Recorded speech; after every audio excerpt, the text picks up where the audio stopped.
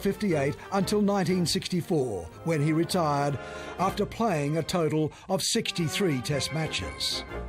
He took 248 Test wickets, a bowling average of 27.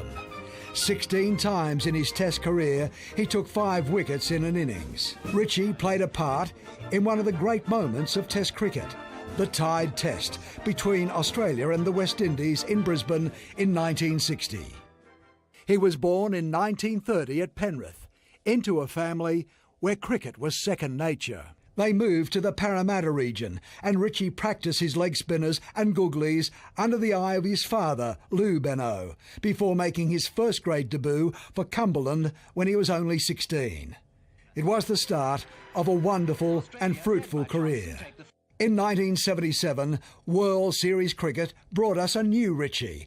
He would provide the calmer balance to Kerry Packer's growling, tub-thumping battle with the cricket establishment. I think the Australian public would be very interested to know whether there is a team here in Australia which could beat the English.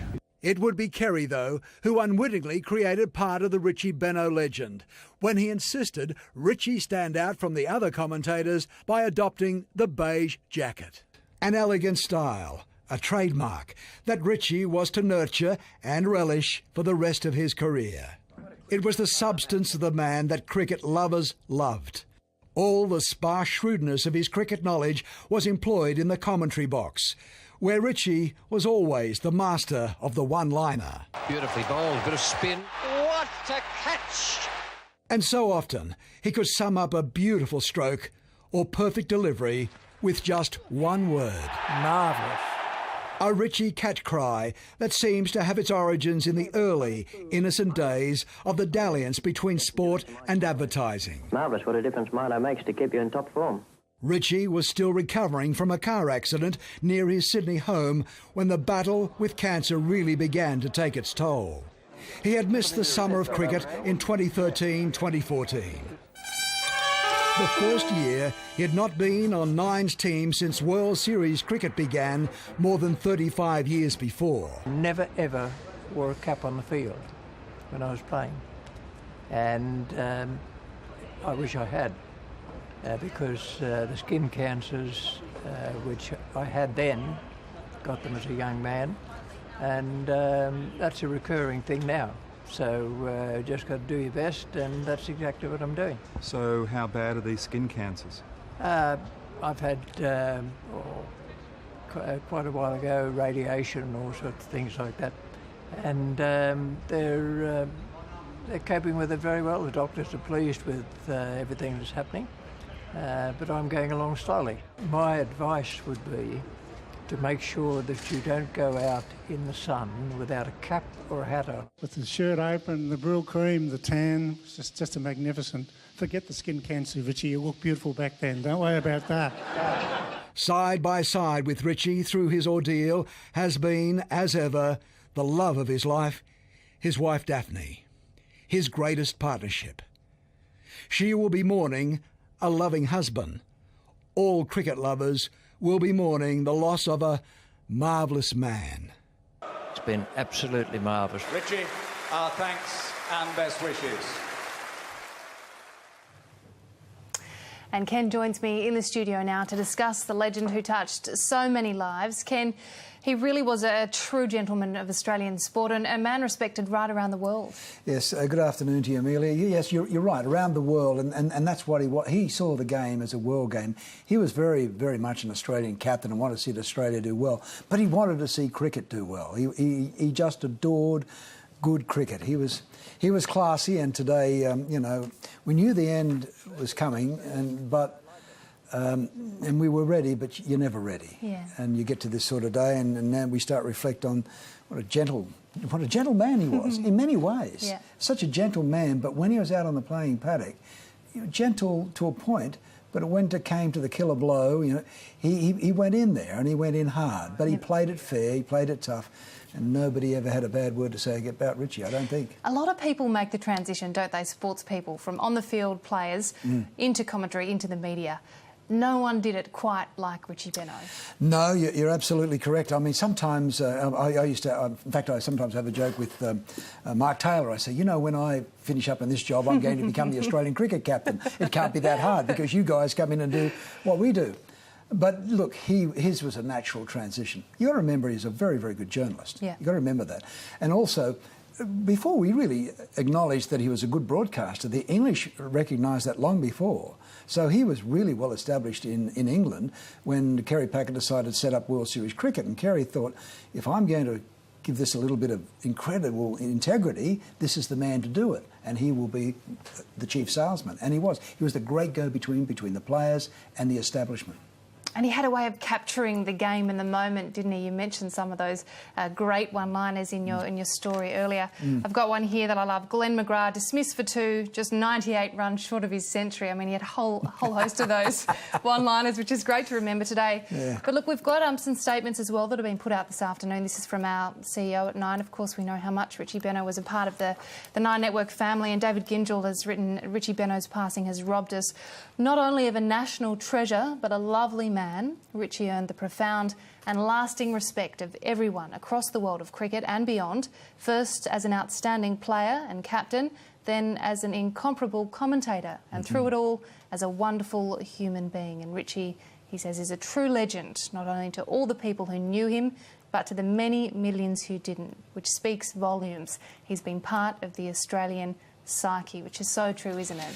Yeah, there's no doubt about that. And today we're just seeing what... Look, I keep on saying, wouldn't it be lovely that we'd be... that people would be saying such beautiful things about you in your passing? I mean, Richie couldn't imagine it, and we could only wish that people would think of us that well when our time comes, because, you know, everybody out there is just saying all the same things. I mean, he was always relevant. That was the wonderful thing. He spanned generations. The kids loved him. The older generation loved him, and he got everybody else in between. So he got it, didn't he? He understood it. He understood that if you do things with a bit of class, class lasts forever. Yep. You mentioned earlier Kerry Packer. Packer was looking to turn the world of cricket upside down in the 70s, and he did, choosing Richie Benaud to host the World Series. James Packer has put out a statement. I'll read that now. Just as he did for so many Australians, Richie Benaud loomed very large in my father's life and later in mine.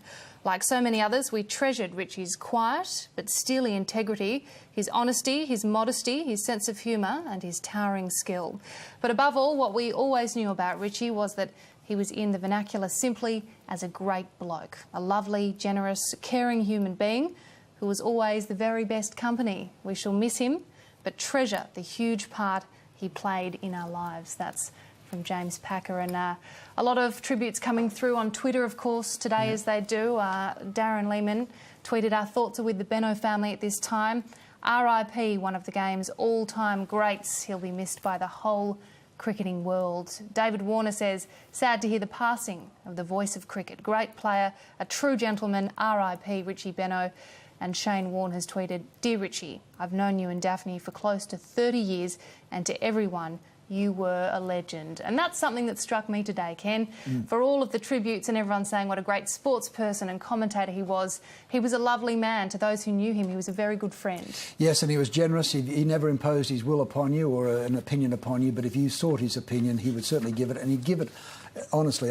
Today, obviously, I feel for his wife, Daphne, our sympathies to her, but I also feel very much for Bill Laurie and Ian Chappell. They adored him, so I feel sorry for them today because they've lost a great mate and a man who really filled our lives because he was just quality, absolute quality, from the day he picked up a cricket ball until the day he put down the microphone and said goodbye to us, which he did today in a fashion. Well, said goodbye to us. It is the mark of the man, the tributes, no doubt about it. Let's hear now for some other people this afternoon, politicians, past and present, and many others paying tribute.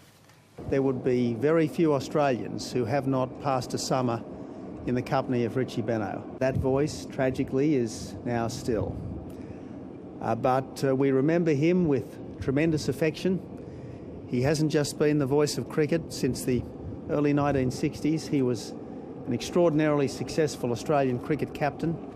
He led our country for 5 years in 28 tests, and he never lost a test series. He was respected around the world I never heard a critical comment made of him by cricket lovers in other parts of the world, and he will be very greatly missed. He was a gentleman in the proper sense. He was able, with a paucity of vocabulary, to explain strategy, to explain style, to explain meaning. That Richie doing, it held the whole thing together. Yeah, what a legacy, and no doubt we'll see the Richies at the tests of the future. I hope it goes on forever and ever. Yeah. You know, finally, I think what Richie did, he walked tall, but he walked tall in all walks of life. Just wasn't confined to the paddock, the cricket field. Yeah, beautifully said. Ken, thank you very much. We'll see you later on this afternoon. Well, cricket fans have laid flowers at the Richie Benaud statue in the SCG this afternoon in memory of the 84-year-old, and Nine's Neil Breen is there for us. Neil, good afternoon to you. How have people there been remembering the voice of cricket? Oh, Amelia, they've been coming into his statue at the Sydney Cricket Ground. They've been standing there silently, talking amongst themselves, some leaving flowers, some aren't. They're just coming to pay tribute to the great man that was Richie Benaud. Soon after it was announced he'd passed this morning, the Sydney Cricket Ground said that they were opening the gates and allowing anyone to come in today, and they'll keep them open over the weekend as well for people to come in to the statue to pay tributes. And we spoke to a few of those people, and here's one gentleman who pretty much summed up the thoughts of everyone who've been here today. We just thought we'd come and pay our tribute to him. Great man, great cricketer, and much loved by people around the world. Well, I'm from England, and obviously I know of Richie Benaud from lots of commentary in England games, England Ashes series. Yeah, I think he'd be very badly missed in world cricket. And of course, Amelia, the Sydney Cricket Ground was like a second home to Richie Benaud. It was where he played his first-class cricket match, and also where he played his last. And he first came here as a young boy living in Penrith. His father brought him here to a New South Wales versus South Australia Sheffield Shield match to see the great Don Bradman bat. But of course, Clary Grimmett took 6 wickets with his leg spin that day, and Richie Benaud was very keen on leg spin. He grew to love it, and that's what he became famous for, and captaining Australia. And he became such a great that this statue was built here for him. It's a great likeness to him. Of course, it shows him doing what he did best. He's got the ball in the right hand. He's about to come in for a delivery, but in his left hand, he's directing the field, showing that he was also a captain of the team. And also, it shows him not wearing a hat, which he has now famously told us he never wore throughout his career because it wasn't the done thing back then. He preferred to play without a hat. So very emotional times for many people here at the Sydney Cricket Ground as they come in to pay their respects to the great and the much-loved Richie Benaud. Amelia. Yeah, some great stories. He's such a part of our national history. Breeny, thank you. And you can watch a special tribute to Richie Benaud, A Marvellous Life. That's on 9 tomorrow night at 7 p.m.